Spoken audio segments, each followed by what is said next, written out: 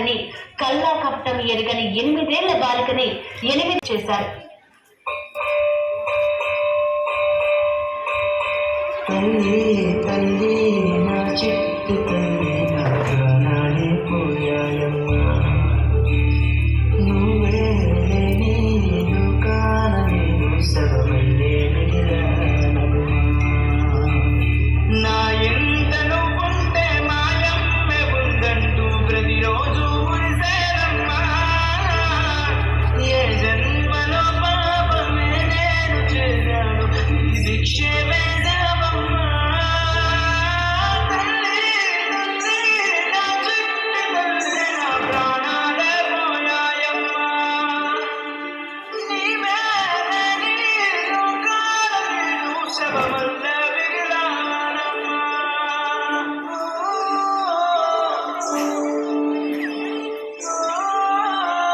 అత్యాచారం చేసి నోని ఊరి తీయాలి, మేడ పట్టి గొంతు పిసికి కాల పెట్టాలి. నేను చెప్పేదంతా లోకం మొత్తం వీణపడాలి.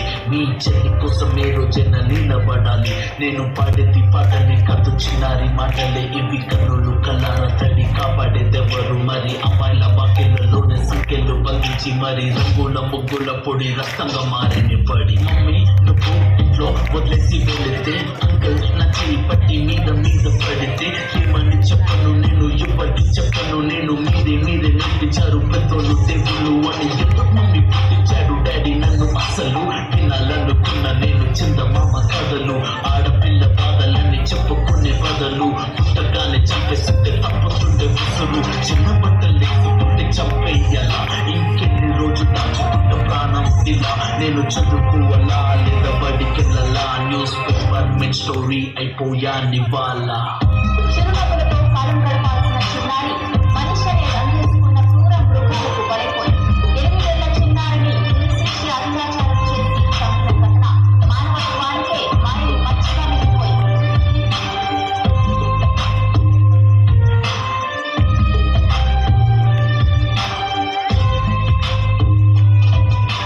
విలేజ్ పిల్లాన్ని కాలేజీకి వెళ్ళాను, డిస్టింక్షన్ కొట్టేసి డిస్ట్రిక్ట్ లో దాటాను. సిటీకి రాగానే సిటీలు పెట్టారు. నల్లకున్నానని నేను నవ్వుల పాలయ్యాను. తల మీద చీపేసి దీపించి గురువులు నడు మీద చీపేసి కోరారు పరుగులు. జింక పిల్లలాగా నేను తీశాను పరుగులు. చనిపోయిన కూడా మీద పడ్డారు పురుగులు. ఏదో సాధిద్దామని క్లాసెస్ కి వెళ్తే వ్యక్తిలో పడుతున్న వెంటనే చిన్న చూపు చూసి నా చున్నీ లాగాడు.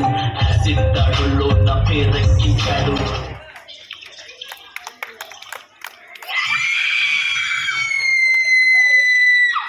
రోడ్డు మీద రేపు చేసి రోకలతో చెప్పారు. ఇది విన్న మా డాడీ కుక్క పెట్టి ఏడ్చాడు. క్యాడీ పట్టుకొని వాకింగ్ చేస్తారు. Caddie లారిపోగానే ఇంటికెళ్ళిపోతారు.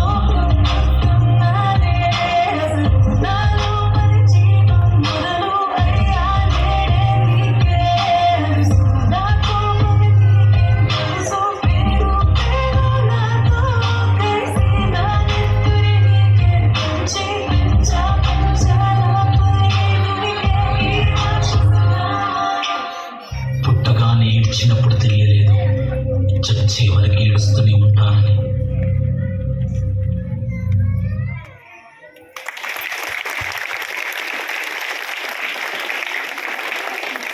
Stand children, stand there. My many sisters. Really parents, me heart అంతా టచ్ చేయవచ్చు. నేను కూడా చెప్పేదాన్ని, నేను ఆడపిల్లలకి ధైర్యం ఇవ్వాలి. కాబట్టి ధైర్యం పోగొట్టద్దు. కష్టపడి ఏదైనా తట్టుకునే శక్తిని వాళ్ళని పెంచాలి.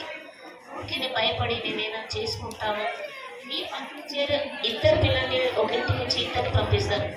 బట్ నేను ఇక్కడ 500-600 స్టూడెంట్స్ మీ పిల్లల్ని నేను ఇక్కడ కాపాడుతాను. సో డియర్ పేరెంట్స్, మీ ఒక్కటే రిక్వెస్ట్, ఆడపిల్లలు చెప్పినప్పుడు వినండి. వాళ్ళ బాధ ఏదైనా చెప్పినప్పుడు మీకు తక్కువ ఉండటం లేదు. చాలా పేరెంట్స్కి నేను చూశాను, నేను డిస్కస్ చేస్తా వాళ్ళతో. కొన్నిసార్లు అడుగుతాను, మీ మమ్మీతో మాట్లాడావా అంటే మమ్మీ టైం లేదు అనిపిస్తుంది. బట్ పేరెంట్స్ నిజంగా ఒక 5 minutes అన్నా మీరు ఎలా వెళ్ళావు, వచ్చావా, ఏం చేసావు, ఏం చదువుకున్నావు, ఒక 5 minutes అడిగితే చాలు డైలీ పిల్లల్ని. ఇప్పుడు మీరు మంత్లీ వన్స్ అడుగుతారు, వాళ్ళు భయపడతారు. సో డైలీ అడగండి. వాళ్ళకి ఏం లేదు, దే ఆల్ ఆర్ సేఫ్. ఇక్కడున్న పిల్లలకి ఏం ప్రాబ్లం ఏం లేదు. బట్ ఇంకా ముందు వాళ్ళు కాలేజెస్కి వెళ్తారు. ఇక్కడి నుంచి కాదు కదా జర్నీ. ఈ జర్నీ అనేది స్కూల్ అయిపోయినాక స్కూల్లో, బట్ ఆఫ్టర్వర్డ్స్ వాళ్ళ జర్నీ ఉంటుంది. ఆ జర్నీని మీరు కాపాడాలి, మీ చేతుల్లో ఉంది. ప్రతి ఒక్క పేరెంట్స్ చెప్తున్నారు, ఏమని 5 minutes spare, only 5 minutes girls పట్ల. బ్రదర్, ఏటో, అన్నయ్య, చెల్లి, తమ్ముడు అన్ని అలాంటి రిలేషన్స్ నేర్పించాలి. మేము ఎక్కడో హాస్టల్లో వేసేస్తామంటారు. హాస్టల్లో వేస్తే రిలేషన్షిప్ అనేది ఎలా తెలుస్తుంది? డే బై డే రిలేషన్షిప్ అనేది కోల్పోతున్నారు వాళ్ళు. తల్లి ఎవరు, తండ్రి ఎవరు, నాన్నమ్మ ఎవరు, తాత ఎవరు. అప్పుడు మనం ఒకే కుటుంబంలో ఉండేవాళ్ళం. మనం ఎక్కడన్నా వెళ్ళినా తాత, అమ్మమ్మ అందరు కాపాడుతారన్న నమ్మకం మనకుంటే. బట్ ఇప్పుడు అందరు న్యూక్లియర్ ఫ్యామిలీ, భర్త, భార్య, 2 పిల్లలు సపరేట్ ఉంటున్నారు. ఉన్నా నో ప్రాబ్లం, బట్ వాళ్ళ రిలేషన్ మీరు వాళ్ళకి ఎక్స్ప్లెయిన్ చేయాలి. ఓకేనా? Thank you parents, thank you very much. మీరందరూ ఇంత కష్టపడి ఆఖరి మానవుని